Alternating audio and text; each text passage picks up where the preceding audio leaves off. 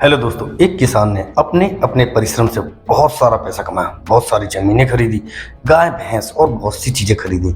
कई नौकर चाकर उसके खेत में काम करने लगे और अब उसकी लाइफ बहुत अच्छी हो गई और वह आराम से अपना जीवन बिताने लगा। कुछ समय बाद उस किसान की मृत्यु हो गई।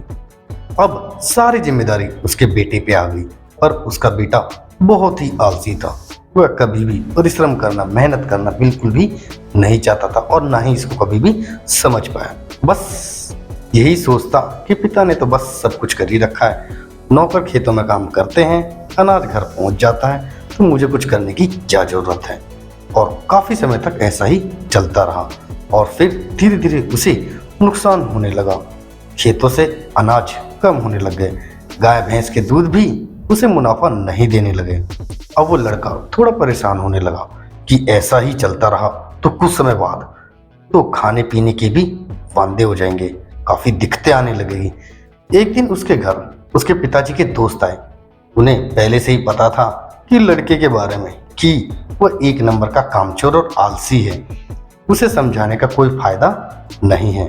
इसलिए उन्होंने उस लड़के की भलाई के लिए उससे कहा, बेटा, तुम्हारे घर की ये स्थिति देखकर मुझे बहुत दुख हो रहा है। जब तुम्हारे पिताजी थे तो सब कुछ बहुत अच्छा चल रहा था, पर अब ये सब देख के मुझे ऐसा लग रहा है कि अब कुछ भी नहीं हो सकता और आने वाले समय में तुम्हें बहुत सारी दिक्कतों का सामना करना पड़ सकता है। मैं तुम्हें वो उपाय बताऊं जो मैंने तुम्हारे पिताजी को बताया था, जिसके वजह से तुम्हारे पिता भी इतने अमीर बन गए थे। लड़का बहुत खुश हुआ, उतावलापन उसके चेहरे पे दिखने लग गया और उस आदमी से पूछने लगा, बताओ बताओ, प्लीज कृपया करके मुझे भी बताइए, बस कोई मेहनत वाला काम मत बताना। उस सज्जन ने कहा, नहीं बेटा, इसमें कोई मेहनत का काम नहीं है, तुम्हें तो बस सफेद हंस के दर्शन करने हैं और वो हंस मानसरोवर पर रहता है और सारे पक्षियों को जागने से पहले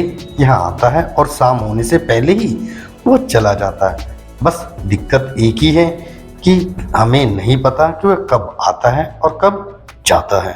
और एक बार जो कोई भी उसका दर्शन कर लेता तो जिंदगी भर उसे कोई कमी नहीं होती, बिना मेहनत के ही उसके पास सब आता रहता है। लड़का बहुत खुश हुआ और दूसरे ही दिन सुबह घर से बाहर निकला और उस हंस की तलाश में अपने खेतों की तरफ गया।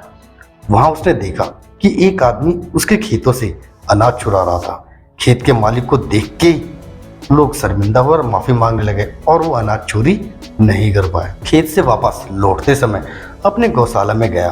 वहां उसने देखा कि गाय भैंस की रखवाली करने वाला ही गाय का दूध दुहकर अपने लिए अपने लोगों को बांट रहा है। ऐसा करने के लिए रखवाले को उसने डांट लगाई और वापस घर आ गया। नाश्ता करने के बाद तुरंत वो हंस की दर्शन करने के लिए खेतों में चला गया। वहां पहुंच के उसने देखा इतना समय हो गया पर खेतों पे अभी तक मजदूर नहीं आए हैं। जब मजदूर आए तो उन्हें भी डांट लगाई। इस तरह वह जहां जहां गया उस दिन वहां अपने होने वाले रोज के नुकसान से बचा पाया। सफेद हंस की तलाश में वो लड़का अब रोज सुबह ही अपने घर से निकल जाता और पूरे जगह चक्कर लगाते रहता। उसके डर से उसके मजदूर समय पे काम पे आने लगे और पूरे मन से काम करने लगे। उसके खेतों से और दूध की चोरी होने भी बंद हो गई। पहले की तुलना में अब उसे मुनाफा होने लगा और उसकी आमदनी बढ़ गई। एक दिन उसके पिताजी के दोस्त फिर से उसके घर आए।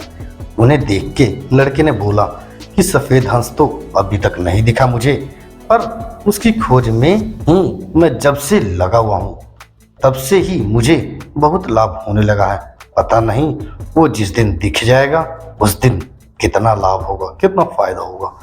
उसके पिताजी के दोस्त उसको देख के हंसने लगे और बोले, तुम अभी तक नहीं समझे, परिश्रम करना ही वो सफेद हंस है। परिश्रम का फल हमेशा उजाले की तरफ होता है। जो परिश्रम करना बंद कर दे, अपना काम नौकरों पे छोड़ देता है, उसे हमेशा नुकसान का सामना करना पड़ता है और खुद परिश्रम करके अपने तथा अपने लोगों की देखभाल करता है, वह संपत्ति और लोगों से सम्मान पाता है। जी हाँ दोस्तों, इस कहानी से हमें शिक्षा मिलती है कि कमजोरी से या आलस के कारण करने से हमें कुछ भी नहीं मिलने वाला। अगर हमें कुछ चाहिए तो मेहनत तो करनी ही पड़ेगी, बिना मेहनत के आज के डेट में कुछ भी नहीं होता। आई होप आपको आज की स्टोरी कुछ इंस्पायर कर रही होगी और ये इंस्पिरेशन अपने दोस्तों के साथ भी शेयर करें, जिससे कि उनके अंदर भी इंस्पिरेशन जागे। और वीडियो कैसी लगी नीचे कमेंट करके बताना ना भूलें। और चैनल को सब्सक्राइब नहीं किया अभी तक तो चैनल को सब्सक्राइब किए बगैर मत जाना। अब हम मिलेंगे अगली वीडियो में, तब तक के लिए बाय, टेक केयर और अपना कीमती समय देने के लिए तहे दिल से शुक्रिया।